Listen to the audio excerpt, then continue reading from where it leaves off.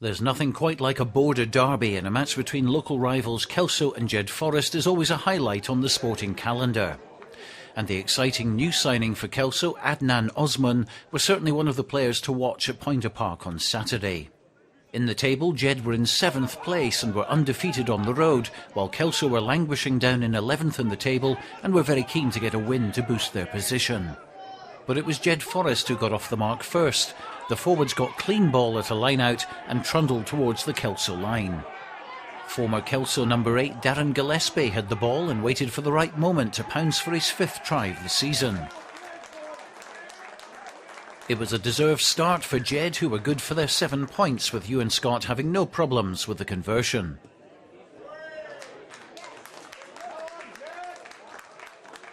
KELSO retaliated with this move, which almost saw Andrew Haig burst through for a try, but referee Gary Gordon was right on the spot and said the pass from Kevin Utterson was forward.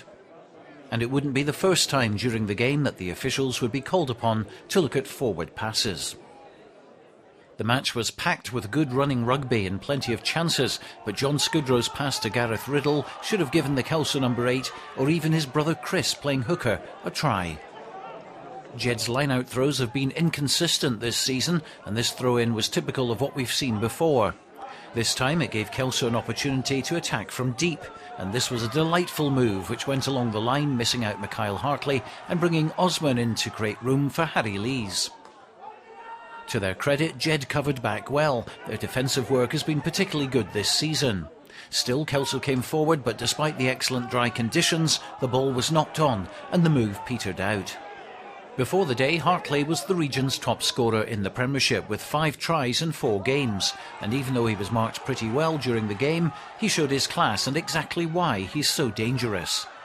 Na Ione couldn't get to the line, but he had support from his teammates who piled in to recycle the ball and go again. KELSO certainly enjoyed throwing the ball about, and with 3 minutes to the break there was every chance they were going to get on the scoreboard sooner than later. Andy Tate found Barry Sutherland, who floated a pass out to captain Kevin Utterson, but he was stopped by a good tackle by Darren Gillespie, and that's as far as KELSO were going to get. But the referee was already playing advantage for offside, and Sutherland kicked the penalty in front of the posts. This is Sutherland's first season in KELSO colours. Last term he was plying his trade in National League 3 with Hoyt Lindeen, but he's certainly taken to Premier 2 rugby and has fitted in well at KELSO. Not long to the break and more inventive play from Andrew Tate. A neat kick through down the right channel, but Ewan Scott was waiting for it, and he loves to attack from deep.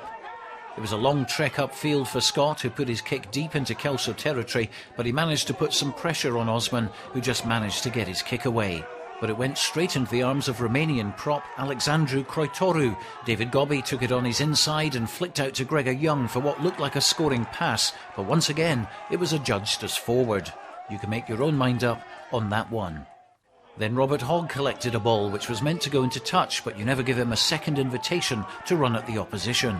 It took 5 attempted tackles to bring him down, and good quick recycling saw Goodfellow feed Chris Laidlaw inside to Gillespie, and he pirouetted over for his 2nd try. It was a well-worked effort, and for Gillespie to get 2 tries against his old club before the break, well, you can see exactly what it meant to him. Ewan Scott converted, and that was it for an excellent half of rugby.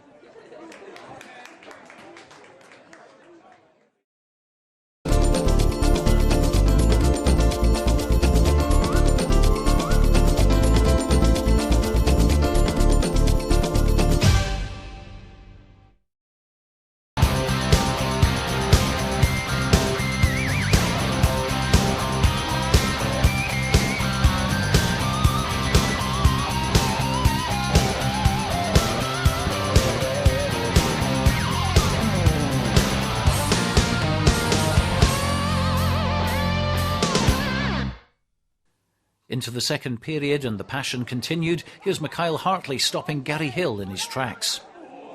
Plenty of commitment there. And man of the match Gillespie was in the action again, smuggling the ball away and feeding into Michael Weekly, who was in support and had Hogg outside him. Good tackling though from Utterson and great cover work from KELSO to snuff out the attack.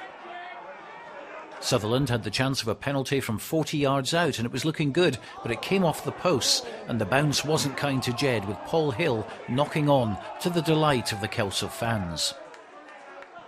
But Sutherland got another chance for 3 points soon after that, and he wasn't going to miss from there. Gareth Riddle made some yards for KELSO, who were still looking for their first try of the afternoon. More good recycling and a great pick-up off his shoelaces from Osman, and a delightful switch pass from Utterson to Hartley, and route one, as usual, to the line. Scott was there to put in a try-saving tackle, and that gave his team the opportunity to get back and defend. But Jed were penalised again for offside, and this time the referee had had enough. He was going to reach into his pocket for a yellow card, which he duly brandished at Kreuterou, who was sent off for 10 minutes.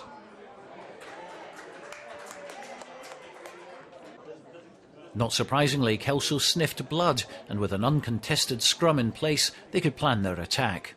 Riddle picked up a wee dart to the line, plenty of black and white shirts coming in to take things further. It wasn't pretty rugby, but it was effective, and prop Chris Keane was waiting for the moment to burrow forward for his first try for his club of the season.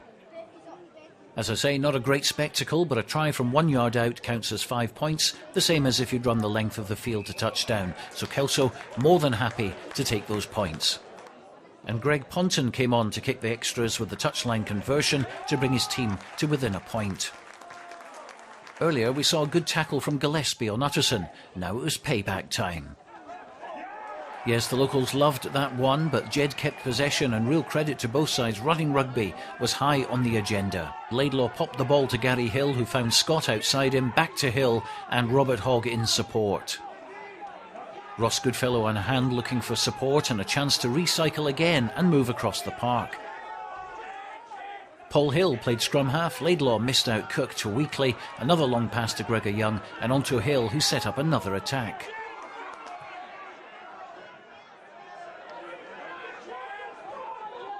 Back we came again. Weekly to Laidlaw. Donald Grieve on the line. Ross Goodfellow on hand looking for support. Out to Ewan Scott. Scott MacDonald there. And finally to Robert Hogg. Great rugby, but KELSO were penalised for offside, and Jed's reward for all that was 3 points from the boot of Ewan Scott.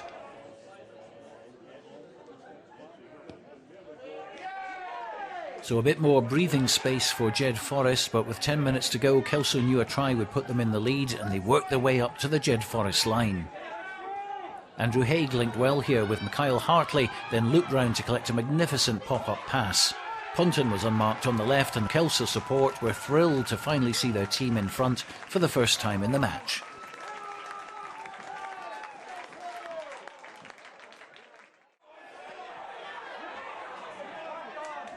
Back came Jed again, and another burst down the flank and kick and chase from Ewan Scott. His chip over Utterson didn't bounce kindly, but Andrew Haig was bundled into touch by Gregor Young. 5 minutes left and another Jed attack, and Gillespie involved once more, with Hogg coming in like an express train. But again the pass was forward, although some would dispute that one. With the clock ticking, there was another opportunity for the visitors to snatch the lead back. Gregor Young got the ball in space and headed for the line. With Greg Ponton to beat, he passed to Robert Hogg, who thoroughly deserved his try to make it 22-18. Deep into stoppage time, and a tap penalty from Andrew Tate gave KELSO one final chance. He had Ewan Scott to beat, but it was a brilliant tackle from the Jed fullback. Ross Goodfellow came in to get the ball, some thought illegally, but the referee penalised Tate for holding on, and that was the final play of the game. Good performance, the forwards kept it tight, then just threw it wide, so quite happy with the result.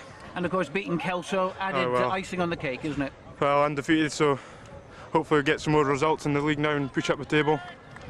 What about the performance overall from Jed today?